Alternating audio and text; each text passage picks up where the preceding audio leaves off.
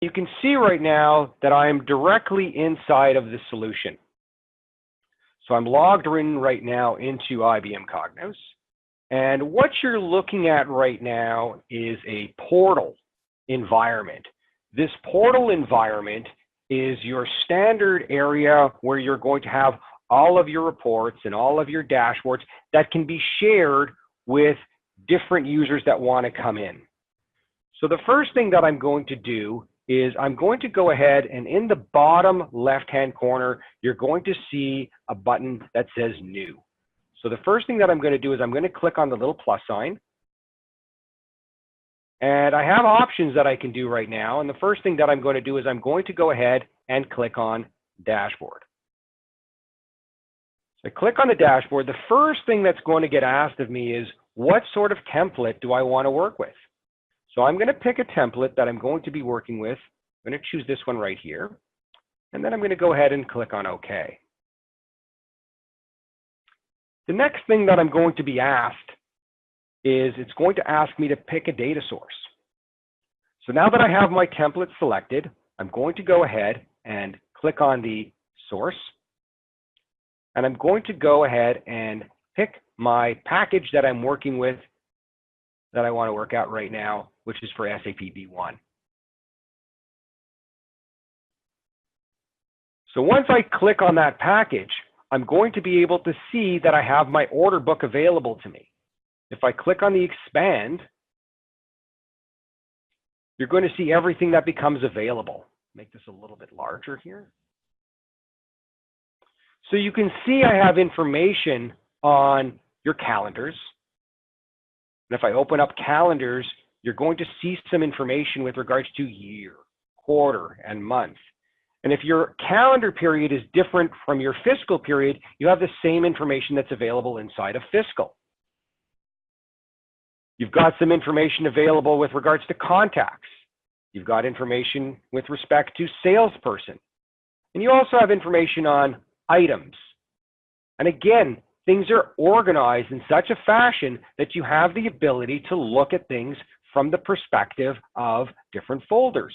So I have my general folder. And if I open up my general folder as an example, I'll see my item description, my item family, and so forth.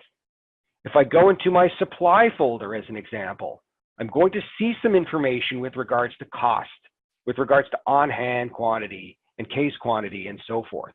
I see all that information available. And again, I've got areas with regards to customers and suppliers. And as I previously mentioned, there's the 9 different subject areas that we talked about.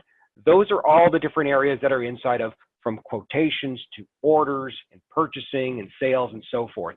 So again, the information that you're looking at is all available to you to be able to report on. The area that we're focusing in this webinar is specifically as it relates to inventory. So what I'm going to do is I'm going to go ahead and create my first inventory dashboard in terms of some of the information that's there. So the first thing that I'm going to do is I'm going to take my on-hand quantity and I'm going to go ahead and just click on it and just drag it onto the canvas. Notice I'm going to bring it right over here onto the drop area. And you can see in that little blue area is where I'm going to drag it. So it expands the entire area. So I've got 414,000 on-hand quantity. I'm going to start dragging some of my other measures. I'm going to bring on hand, bring it just to the right for on order quantity. I'm going to bring in my on-hand cost. I'm going to bring it just below. And I'm going to do the exact same thing with my on order cost. Now, the information that I'm looking at right now is formatted in a certain way, but I want to change it. Instead of seeing the 340,000 for on order cost, I'm going to change the format by just clicking on the format button and saying, I want this abbreviated. So it's going to show now as 341K. I'm going to do that the same thing for some of the other measures. So I just click on the measure, I click on format, I go to number, and I click on abbreviate. The same thing will happen with regards to the other two. So again, just going to do the exact same thing for abbreviate, and then the same thing for this one.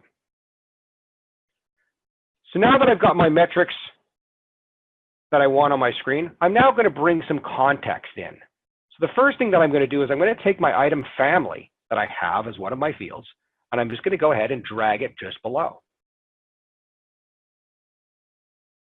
It's going to give me some context. I can resize this accordingly, give myself a little bit more room. So I brought in item family, and the other thing I'm going to bring in is item supplier, which I'm going to bring right to the left of it. And again, just going to go ahead and resize things accordingly. So now I have the two different areas that are there with regards to item supplier and item family. The first thing that I'm able to do if I want, I can go ahead and filter things. So for example, if I wanted to look at LED floodlights, as an example, I can click on LED floodlights. And as I click on LED floodlights, my metrics are going to change. Now it's telling me I've got 1,000 on hand, and I've got a cost of $179,000 with an on order of 11,000 and a quantity of 206. I can further filter that even further by selecting one of the item suppliers, and notice the suppliers that you're seeing on the left are only the suppliers that supply LED floodlights. So now what I can do is I can click on Mester LED, and the number is going to change again. So the information that you're looking at right now is specifically for LED floodlights, Mester LED, and we're seeing an on-hand quantity of 352 with an on-hand cost of 26,000. Now to remove the filters, I have a couple of ways in which I could do it. I can just control-click the actual supplier, or what I could do is in the top right, click on the actual measure itself, and just click on delete filter. And now we're back to the original 414 and 2 million in on-hand cost. The next thing that I'm going to do is I'm going to go ahead and take that on-hand cost and bring it into the lower quadrant. It's going to drag and drop it onto the canvas. And you can see that I've got that $2 million in on-hand cost. But now what I want to do is I want to bring that into context. And the way I'm going to bring that into context is I'm going to take the supplier and bring it directly onto the canvas. And what it's going to do is it's going to show me some information as it relates to supplier with the best display it thinks it should be using. So right now it's showing a bar chart by supplier, but that may not be the display that I like. I have the ability to change that. So what I'm going to do is I'm going to click on the expand button over here, and it's going to open up the actual display. I have the ability now to not only change filters and so forth and colors, but what I'm going to do is I'm just going to change the visualization that I'm looking at. I click on the column display. It's going to provide me with some recommended displays, or it's going to show me all visualizations. And I'm going to change it to one that I like, which is called the word cloud. I click on the word cloud. And now what you're seeing is the same information with regards to on-hand cost by supplier. The difference here is the information that you're looking at, for example, RMA or Zeman, you're seeing that information that is the bigger the font of the supplier is, the bigger the dollar amount for the on-hand cost. Okay, so that is a very important piece of information. And the reason why is if I go ahead and click on Zeman, you will see that it's telling me right now that 637,000 accounts for Zeman. Whereas if I put my mouse on Mester, it's going to show me 185,000.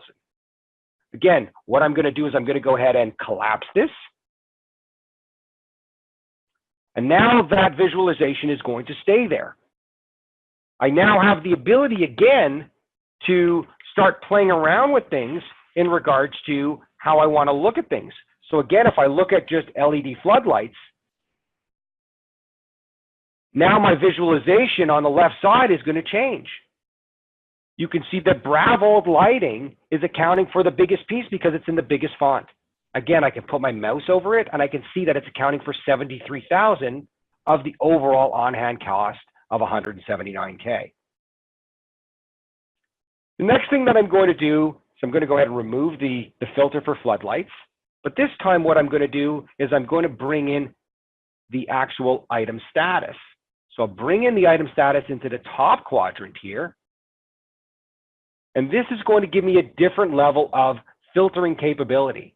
So now if I wanted to look at specifically stuff that's on closeout, I can just click on that status and it's telling me that I've got 173,000 on hand with regards to that, and that's what the closeout is. So that's the information that I'm looking at.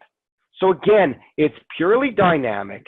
It allows you to work with the dashboard interactively, and the information is going to change based on the filters that you've got.